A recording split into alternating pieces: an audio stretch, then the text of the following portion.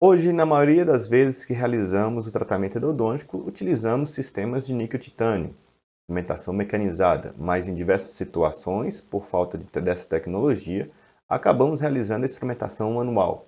E uma das técnicas mais utilizadas para instrumentação manual em canais amplos e retos é a técnica de Oregon, ou a técnica de Oregon adaptada.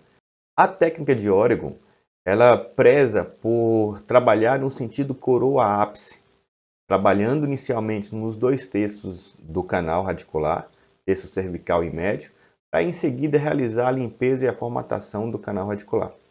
Então, antes de falar a respeito da técnica, eu preciso recordar com vocês alguns pontos importantes.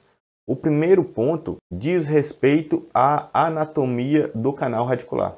O canal radicular ele tem um formato cônico progressivo, ou seja, ele inicia com maior diâmetro no terço cervical e apresenta um maior diâmetro no terço apical. Então, toda vez que eu realizo qualquer técnica de instrumentação, eu tenho que prezar por manter esse formato do canal radicular. Então, eu tenho que prezar por manter esse formato cônico do meu canal radicular. Então, a gente consegue observar em imagens de microtomografia computadorizada, micro-CT, como vocês podem observar, esse canal com formato cônico progressivo, e também nas radiografias. Então, quando eu avalio uma radiografia como essa, de um incisivo lateral superior, eu observo claramente que esse canal tem uma maior dimensão no terço cervical e uma menor dimensão no terço apical. Ao realizar qualquer sequência de instrumentação, a função primordial da minha técnica é manter esse formato cônico progressivo. Então, observem agora que nas imagens eu tenho esse canal formatado e observo esse canal com esse formato cônico, tá bom? Isso é de suma importância. Qualquer técnica de instrumentação, eu preciso manter esse formato cônico progressivo. Além disso, eu tenho que lembrar que esse canal radicular é dividido em terços. Terço cervical, terço médio e terço apical. Os terços de maior diâmetro e de maior volume são o terço médio e cervical. E o terço apical é um terço de maior volume, mais delicado e que está em comunicação íntima com o ligamento periodontal. Então, via de regra, na técnica de Oregon, eu vou trabalhar normalmente no terço cervical e médio com brocas Gates e trabalhar no terço apical com limas tipo K. Isso visa facilitar o seu procedimento, acelerar esse processo de preparo e ter uma maior segurança.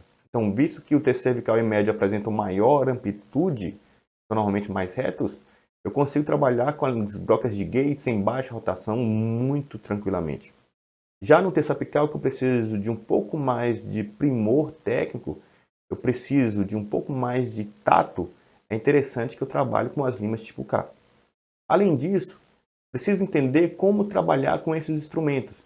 Então, as brocas de Gates, eu trabalho sempre com movimento de penetração e remoção, como vocês podem observar no vídeo à direita. Sempre entrada e saída, um movimento de vai e vem. Quantos movimentos, Rodrigues? 3 a 5 movimentos são suficientes, tá bom? A ideia de trabalhar com esse movimento de entrada e saída é ter um alargamento do canal radicular e evitar principalmente que eu tenha a fratura desse instrumento. Nunca use as gates com movimento de lateralidade, para mesial, distal, vestibular e lingual. Principalmente as brocas de gates mais delicadas, como a número 1, 2 e 3. Fatalmente elas vão fraturar. Além disso, toda vez que eu realizar a instrumentação, como vocês podem observar na imagem agora, eu tenho que irrigar esse canal radicular e aspirar. Usei a broca de Gates, irrigo, aspiro e deixo o canal inundado. Usei qualquer lima, irrigo, aspiro e deixo o canal inundado. As brocas de Gates, então, eu uso em movimento de penetração e remoção, ou vai e vem, ou entrada e saída, nunca em movimento de lateralidade. E as limas tipo K, eu vou utilizá-las em movimento de 1/4 de volta, ou meia volta para a direita, 1/4 de volta, meia volta para a esquerda.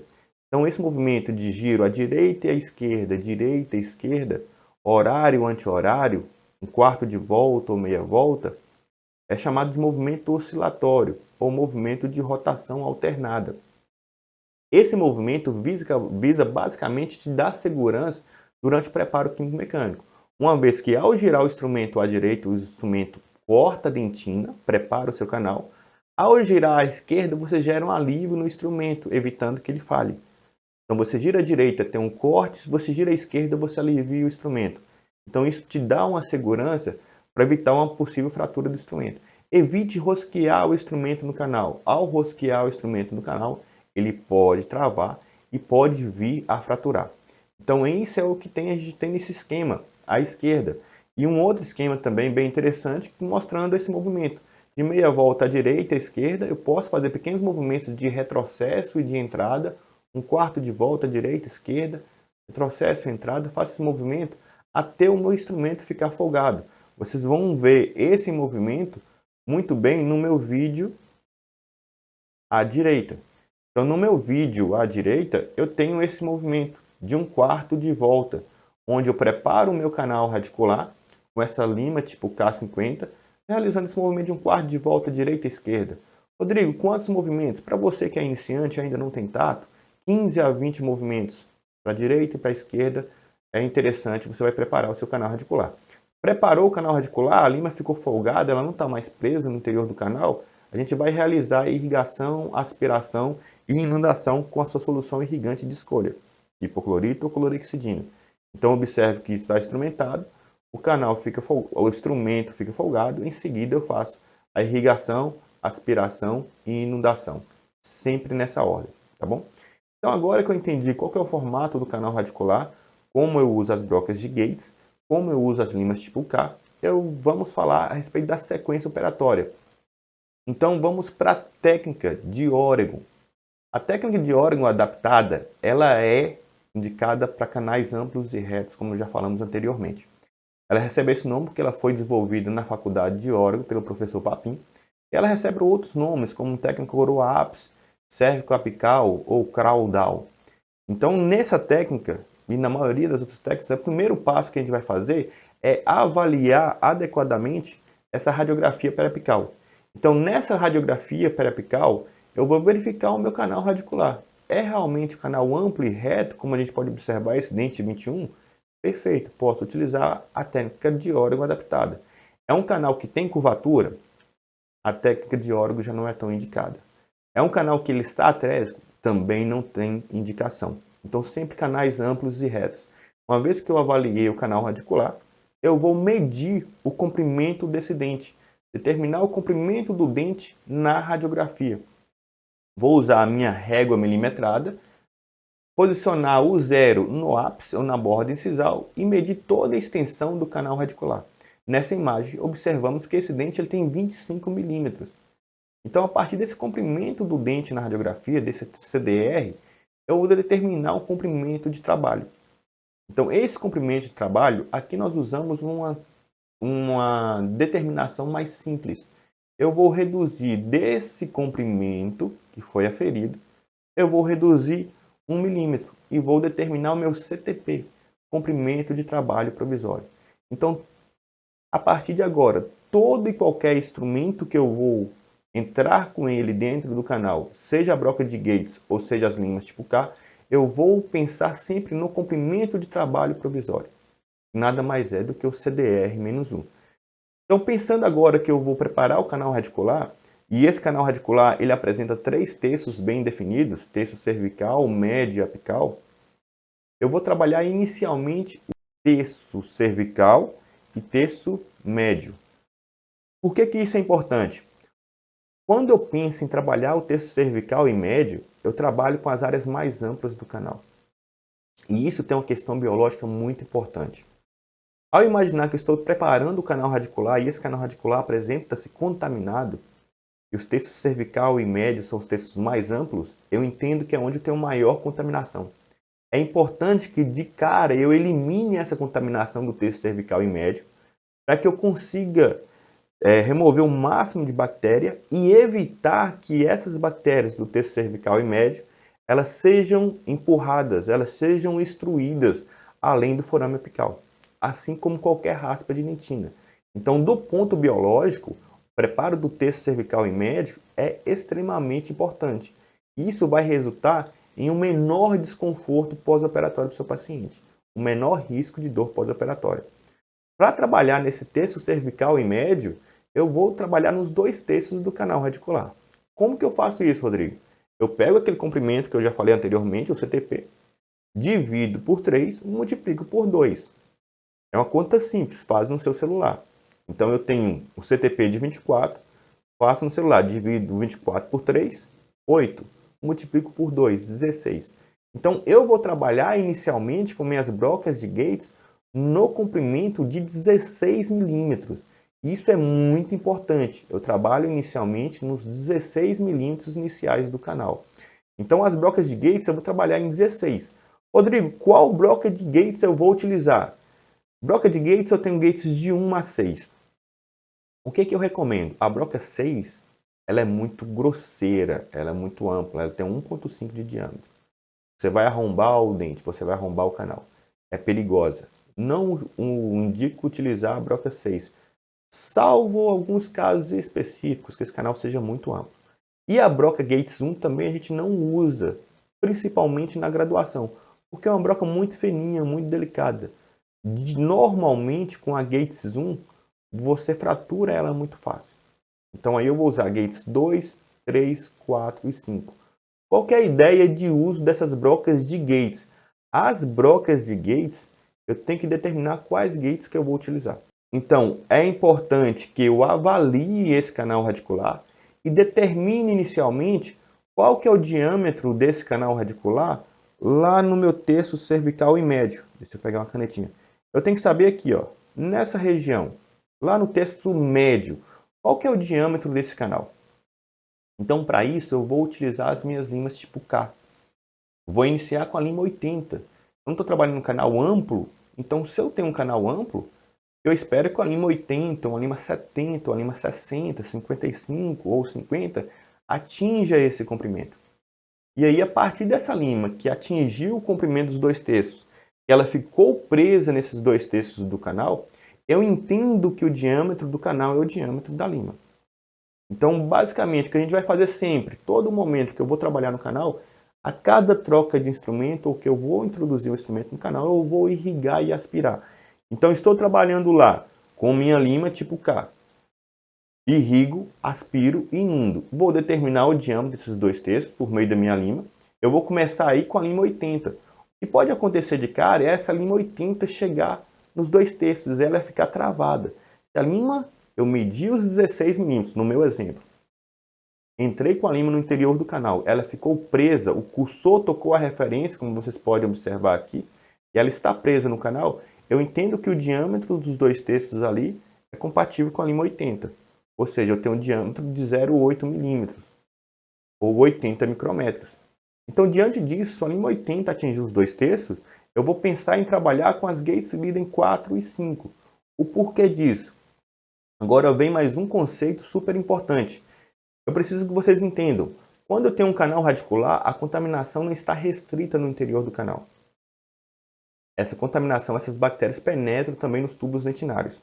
Rodrigo, quanto que ela penetra nos túbulos? Algo em torno de 0,15, 0,20 milímetros ou 15, 20 micrômetros. São as mesmas unidades de medida. Então, quando eu penso em ampliar um canal radicular, eu tenho que ampliar pelo menos 15 a 20, compatível com a lima 15 ou compatível com a lima 20. Tranquilo? Então, se eu atingir os 2/3 do canal com a lima 80, se eu atingir esses 2/3 do canal com a lima 80, eu vou usar as brocas Gates Glidden 4 e 5. O porquê de usar as Gates Glidden 4 e 5? A lima 80 não tem um diâmetro de 0,8, então eu vou usar uma Gates Glidden 4, ela tem aí um diâmetro de 1,1, então eu vou ampliar meu canal 0,30, que é o suficiente. E vou usar a Gates Glidden 5. Rodrigo, por que eu não uso a Gates Glidden 3 nessa situação? Porque eu vou sair de 0,8 para 0,9. É um desgaste insuficiente. Eu posso ter uma segunda situação, onde a lima 80 ela não atinge os 2/3 do canal. Como vocês podem ver no esquema à esquerda. Aí eu utilizo uma lima 70. Essa 70 ela avança, mas também não atinge, ou pode atingir. Ou então atinge esses 2/3 uma lima 60. Então, quando uma lima 60 ou 70 atinge os 2/3 do canal, eu entendo que o diâmetro desse canal gira em torno de 0,6 milímetros, 0,7 milímetros.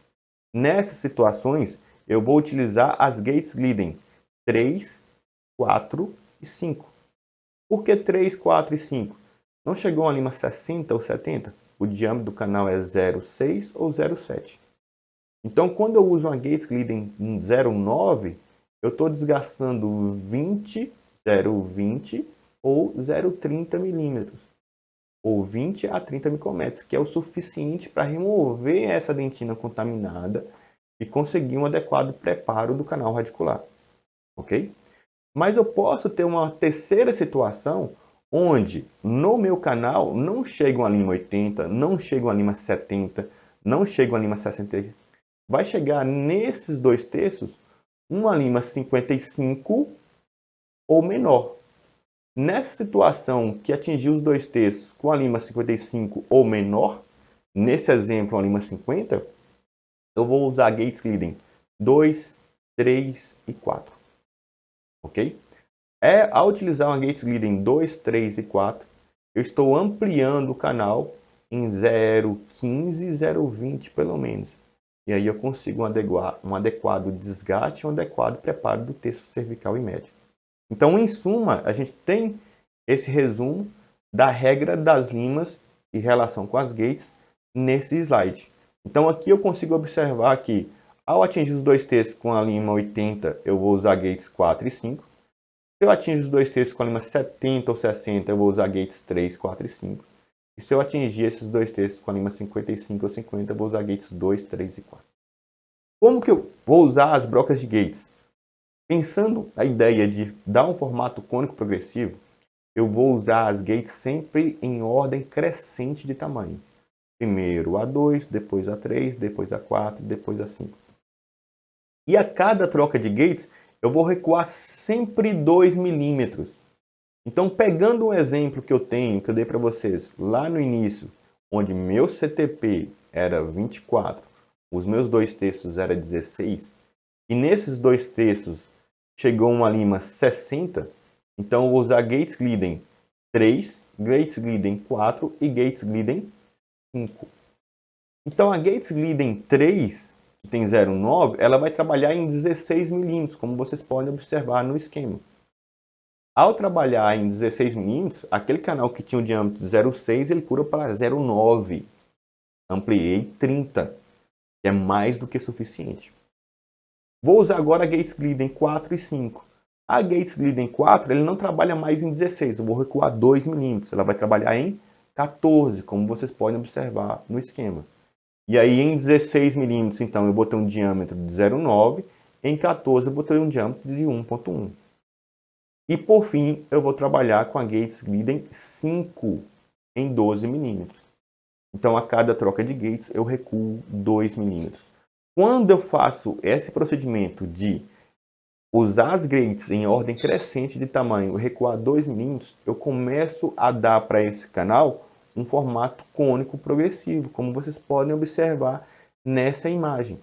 Então, o canal começa a ficar cônico. Então, uma vez que eu utilizei as gates glidem em ordem crescente, recuando 2 milímetros, após determinar o diâmetro dos 2/3, eu tenho esse canal radicular, os 2/3 iniciais preparados, formatados e limpos. Por que é importante preparar os 2/3? Eu tenho uma série de ganhos ao preparar os 2/3. O primeiro é de ordem biológica, nós já mencionamos. Eu removo a maior parte da contaminação. E isso evita que todo aquele material do terço cervical e médio seja empurrado, seja extruído, seja levado além do forame apical. E esse paciente tenha dor pós-operatória. Além disso, eu tenho ganhos de ordem técnica. Ao preparar os 2/3 iniciais, as minhas limas manuais, que vou trabalhar no terço apical agora, elas trabalham muito mais folgadas. E isso permite que eu tenha um maior controle sobre o meu instrumento. Ele está preso somente no terço apical. Eu tenho um menor índice de fratura, que a minha solução irrigante penetre de uma maneira muito mais fácil ao terço apical. E também que quando eu venha realizar a inserção de uma medicação intracanal, eu venha realizar qualquer procedimento de obturação, eu consigo fazer isso de uma maneira muito mais tranquila. Então essa é a grande vantagem de trabalhar os 2/3 iniciais do canal radicular.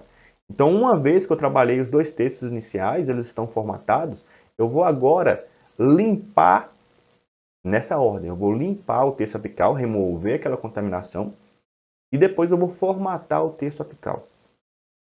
O texto apical, por estar próximo à região de ligamento, é importante que eu trabalhe nessa região com limas manuais, limas tipo K. E aí agora nós vamos entender como eu vou trabalhar com essas limas manuais. Então, quando eu penso em trabalhar o texto apical, eu vou usar um outro comprimento, que é o comprimento de trabalho provisório. A gente definiu lá atrás, no início da técnica.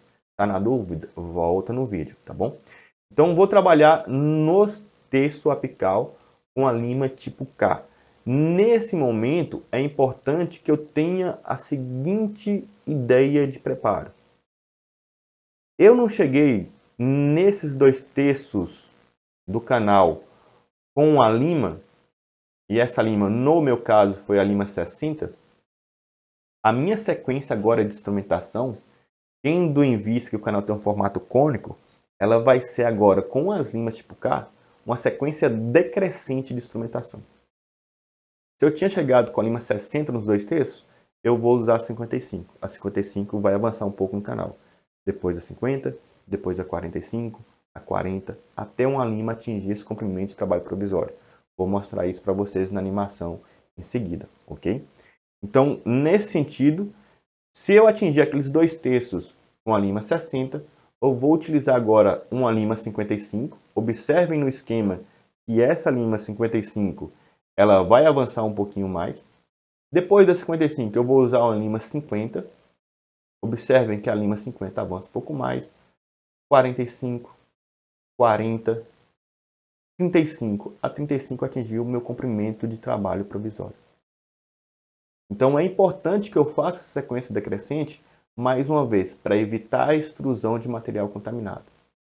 Manter o formato cônico progressivo do canal radicular. Toda vez que eu falo usar uma lima, lembre sempre de usar essa lima com movimento oscilatório, de rotação alternada. Eu falei lá no início da aula. Qualquer coisa, volte lá. Instrumenta 15 a 20 vezes com cada um desses instrumentos até ficar folgado. Nesse momento, é importante também lembrar de sempre irrigar e aspirar o canal radicular. E esses instrumentos eles têm que estar medidos no comprimento de trabalho provisório. É o comprimento do dente da radiografia menos 1. Okay? Agora que a lima 35 atingiu o comprimento de trabalho provisório, eu vou realizar a radiografia de odontometria. Com a lima em posição, o dente isolado, eu vou fazer um raio-x. Esse raio-x eu chamo de odontometria, que eu vou determinar o comprimento do dente. Nesse momento, eu tenho que lembrar, e aí vou deixar o card para vocês aqui, da nossa aula de princípios básicos de anatomia, que esse forame apical tem uma morfologia bem específica. Então, o meu canal radicular, diferente do canal segmentário, ele termina aí a 1 milímetro, 1 milímetro e meio do vértice radiográfico. Então, ao pensar em instrumentar um canal radicular, eu tenho que terminar minha instrumentação a 0,5 milímetro aquém. Isso é uma regrinha básica, tá bom? Se você tiver um localizador apical, confie no seu localizador. Se você não tem, a gente vai usar a radiografia para determinar esse comprimento de trabalho. Então, nesse momento da raio-x de odontometria, eu posso ter 4 situações. Primeira e mais desejável, eu avalio a radiografia nessa imagem e eu observo que o meu instrumento está a 1 milímetro do meu comprimento, está a 1 milímetro do vértice radiográfico. Nesse caso, eu não preciso fazer nada. O meu comprimento de trabalho vai ser igual ao CTP. O CTP lá atrás era 24, não sei se vocês lembram. Então, meu comprimento de trabalho, que eu vou instrumentar o canal agora, vai continuar em 24. Pode acontecer uma situação como essa, que é a primeira imagem à esquerda. Nessa imagem à esquerda, eu observo que a lima está a mais de 1 milímetro aquém, antes do vértice radiográfico. Então aqui é importante eu aumentar 1 milímetro. Então eu vou sair de 24 milímetros para 25. Pode ter uma situação como a figura 3. Na figura 3, se eu observar, a lima ela está exatamente no vértice radiográfico. Exatamente no ápice. Não tem que ficar meio ou um aquém. Então eu vou recuar desse comprimento 0,5 ou 1 milímetro. No meu exemplo, como era 24, eu vou trabalhar com comprimento de trabalho de 23,5, 23. E pode ter uma situação como essa. O meu instrumento passou do comprimento, passou além do vértice radiográfico do ápice. Nessa situação, tem que recuar 1,5, 2 ou mais. Então, nesse momento da odontometria, eu vou determinar o comprimento real desse dente. Qual que é o real comprimento desse dente? Qual que vai ser meu comprimento de trabalho? Eu tenho que ficar meio 1 milímetro. E a partir de agora, eu vou fazer o meu último passo operatório, que é a formatação desse canal radicular. Agora eu entendo, como vocês podem observar na imagem, que o terço cervical e médio já estavam limpos quando eu usei as gates. Eu já fiz a limpeza do terço apical, falta agora formatar, dar o formato cônico progressivo. Então eu vou fazer agora uma nova sequência decrescente de instrumentação. Então eu vou usar limas da maior para menor. Com qual lima que eu vou iniciar? Aqui é importante eu iniciar com a lima maior do que a lima dos 2/3. Eu usei nos 2/3 anteriormente a lima 60, eu vou começar agora com a 70.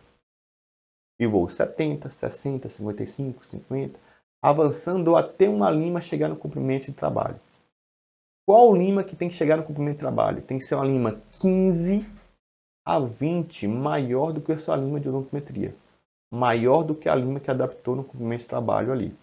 No meu caso, como no comprimento de trabalho tinha adaptado a lima 35, eu tenho que preparar pelo menos até 50 ou 55. Rodrigo, fiz uma sequência decrescente de instrumentação, uma nova sequência, não chegou a lima 15 ou 20 maior. O que eu faço? Repete a sequência novamente. Inicia com a lima maior do que a sequência anterior e amplia mais esse canal radicular. Então, é importante que eu faça essa sequência, como a gente vai observar. No meu exemplo, como eu cheguei nos 2/3 com a lima 60, eu vou usar agora uma lima 70, ela vai avançar um pouquinho mais, como vocês podem ver no esquema. Depois uso a lima 60, e no caso da minha animação, já chegou no comprimento de trabalho uma lima 55. Isso significa que o meu canal radicular lá no comprimento de trabalho já tem um diâmetro de 55. A minha odontometria, qualquer coisa volta anteriormente, eu tinha feito com a lima 35. 55 menos 35, 20. Ampliei o suficiente, removi aquela dentina contaminada, que é de 15 micrômetros, 20 micrômetros em torno do canal. Agora o meu preparo está pronto. Eu fiz o preparo dos 2/3, eu fiz a limpeza do terço apical, a odontometria, e agora eu fiz a formatação. Então isso é importante frisar. Então aqui eu tenho que definir a minha lima de término apical. É a lima que chega ao comprimento de trabalho. Essa lima ela é extremamente importante. Essa LTA, essa lima de término apical, é o diâmetro do meu canal lá no meu comprimento de trabalho. Quando eu for realizar a obturação, o meu cone de gutapecha tem que ter o mesmo diâmetro dessa lima. Isso tem que ser muito bem anotado. E essa lima, como a gente mencionou, ela tem que ser aí 15 a 20 micrômetros maior, ou micrometros maior do que sua lima de odontometria, que adaptou lá no comprimento de trabalho inicialmente, para você ampliar muito bem. E agora falta dois últimos passos. Então eu terminei o meu preparo meio a um aquém do comprimento.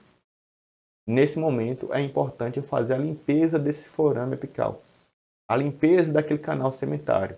Eu vou fazer essa limpeza do canal sementário com a lima tipo K15. Essa lima tipo K15 ela é calibrada no CPC, comprimento de patência do canal, que nada mais é do que o CT mais 1. Então, se eu tinha um comprimento de trabalho de 24 lá atrás, eu aumento o milímetro. Eu vou trabalhar com a lima 15 em 25 e fazer a limpeza desse forame. E o último passo, não menos importante, é a remoção dessa smear layer com EDTA durante 5 minutos. Isso vai permitir que a minha obturação seja mais efetiva e a minha medicação seja mais efetiva também. Então, a respeito da técnica de Origo, a sequência operatória básica é essa. Então, ela pode sofrer algumas alterações dependendo do diâmetro do seu canal.